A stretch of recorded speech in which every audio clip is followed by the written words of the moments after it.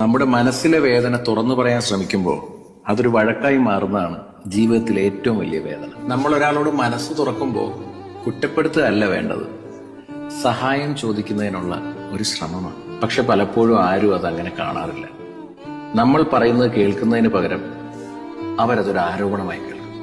അപ്പോൾ നമ്മൾ പറഞ്ഞ വേദന അവർക്ക് മുന്നിലൊരു വഴക്കായിട്ട് മാറും അല്ലേ?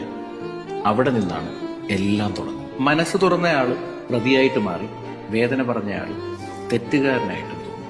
അപ്പോൾ നമ്മളൊരു കാര്യം പഠിക്കും, ചില വേദനകൾക്ക് ശബ്ദം കൊടുത്താൽ അത് മനസ്സിലാക്കപ്പെടില്ല. ചില കാര്യങ്ങൾ നമ്മൾ പറയാതെ തന്നെ അങ്ങ് സൂക്ഷിച്ചു വെക്കണം. കാരണം നമ്മുടെ വേദന കേൾക്കാൻ ചിലർക്ക് സമയം ഉണ്ടാവില്ല. പക്ഷെ നമ്മളെ കുറ്റപ്പെടുത്താനും തെറ്റുകാരനായി ചുമത്താനും അവർക്ക് ഒരുപാട് സമയമുണ്ടാവും.